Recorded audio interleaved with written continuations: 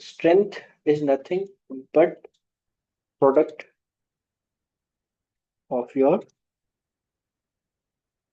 muscular contraction। भैया जितना ज्यादा आपकी मसल्स कॉन्ट्रैक्ट करेंगी, ठीक है ना, उतने ही आपकी ज्यादा स्ट्रेंथ होगी। तो strength is nothing but product of your muscular contraction. तो muscular contraction can be in the two terms कि भैया हम कोसेंट्रिक मूवमेंट करें या इसेंट्रिक मूवमेंट करें। इसेंट्रिक मतलब लेंथनिंग और कोसेंट्रिक मतलब शॉर्टनिंग। तो शॉर्टनिंग और लेंथनिंग के कॉन्ट्रैक्शन के बीच में हम स्ट्रेंथ को देखते हैं। और स्ट्रेंथ का जो हम बेसिक फिनोमेना जब हम समझते हैं, तब हम यहाँ पे समझते हैं स्लाइडिंग फिलामेंट थ्योरी को, है ना। स्लाइडिंग फिलामेंट थ्योरी को। Sliding filament theory is nothing but explaining why sarcomere is decreasing its length, कि उसकी लेंथ क्यों कम हो रही है ना। क्यों कम होती है? क्योंकि कैल्शियम रोल प्ले करता है एक्टिन मायोसिन ओवरलैपिंग के लिए। अब स्लाइडिंग फिलामेंट थ्योरी ने तो बताया कि कॉन्ट्रैक्शन कैसे हो रहा है, बट स्ट्रेंथ को जब हम टेक्निकल टर्म्स में समझते हैं तो इसको ऐसे समझते हैं, it is the ability to overcome overcome and act against resistance. मतलब एबिलिटी टू ओवरकम। ओवरकम का मतलब क्या है कि आप जो भी रेसिस्टेंस रखेंगे, या तो आप उसको क्या करेंगे, ओवरकम कर देंगे, मतलब उसका पोजिशनल चेंज कर देंगे। जैसे मैंने हाथ में एक डस्टर रखा है और मैंने उसको अपने बॉडी के पास लेके आ गया, तो इसका मतलब क्या है, overcoming resistance. Acting against resistance का मतलब होता है जब आप क्या करेंगे, किसी भी ऑब्जेक्ट को आप क्या करें, आप पुश करें, बट वहां पे फोर्स अप्लाई होने के बाद भी मूवमेंट ना हो पाए, है ना। तो इसको हम कहते हैं एक्टिंग अगेंस्ट रेजिस्टेंस। और एक्टिंग अगेंस्ट रेजिस्टेंस का मतलब होता है जैसे कि अनसीन स्ट्रेंथ। स्ट्रेंथ तो लग रही है बट दिख नहीं रही है, this is called unseen strength. तो ओवरकम कमिंग रेजिस्टेंस को हम कहते हैं आइसोटोनिक मूवमेंट। क्या कहते हैं? Isotonic contraction. और आइसोटोनिक में आपका कौन कौन सा कॉन्ट्रैक्शन होता है?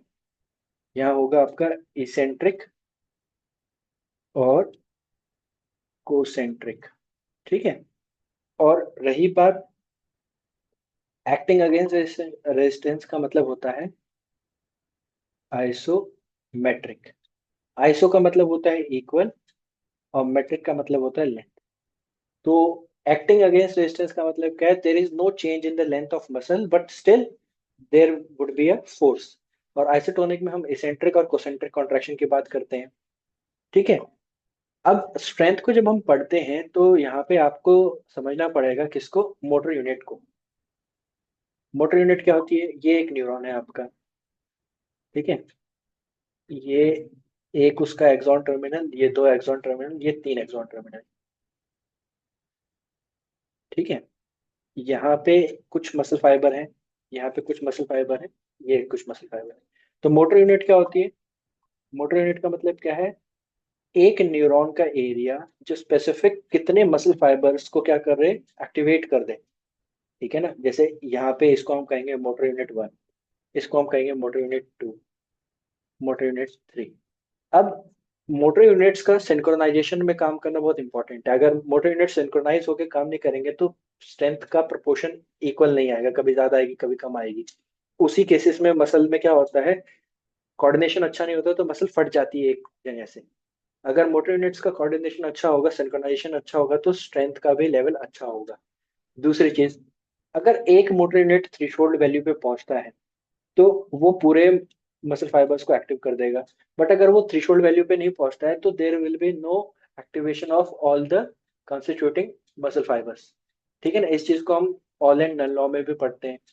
अब रही बात, क्या होता है कि मोटर यूनिट अलग अलग होते हैं। जैसे कि मोटर यूनिट होते हैं आपके slow motor unit, fast motor unit, है ना। और अगर आपको थोड़ा डीप में पढ़ाऊं तो मैं, एक मोटर यूनिट होते हैं आपके फास्ट रेसिस्टेंट, और एक होता है आपका फास्ट फटीकेबल, ठीक है ना।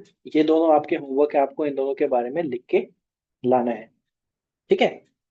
तो डिफरेंट मोटर यूनिट्स क्या करते हैं, स्ट्रेंथ का ग्रेडेशन करते हैं, जिसको हम ऑल एंड नन लॉ में पढ़ते हैं। अब जब हम स्ट्रेंथ की बात करते हैं तो स्ट्रेंथ के लिए आपके कुछ जेनेटिक्स भी रिस्पॉन्सिबल होते हैं। जैसे कि आपका ACTN3, ये जीन जो होता है ये बहुत रिस्पॉन्सिबल होता है मसल के हाइपरट्रॉफी के लिए। किसके लिए? मसल हाइपरट्रॉफी के लिए ACTN3 जीन। कौन से वाला? आर अलील। ठीक है। एक और होता है आपका ACE, इसमें होता है आपका डी अलील। ये भी आपका किसके लिए इंपॉर्टेंट होता है? स्ट्रेंथ हाइपरट्रॉफी के लिए होता है। ठीक है। जो स्ट्रेंथ होती है it may vary from person to person. एक इंसान की एज, एक एज ग्रुप में हाइट वेट के हिसाब से स्ट्रेंथ अलग होगी, जेंडर के हिसाब से अलग होगी, प्लस उसके डाइट एंड न्यूट्रिशन के हिसाब से अलग होगी। तो जितना ज्यादा मस्कुलर मास, जितना ज्यादा मस्कुलर मास उतना ज्यादा उसकी स्ट्रेंथ। ये चीज याद रखना, ओवरऑल बॉडी का वेट नहीं, मस्कुलर मास।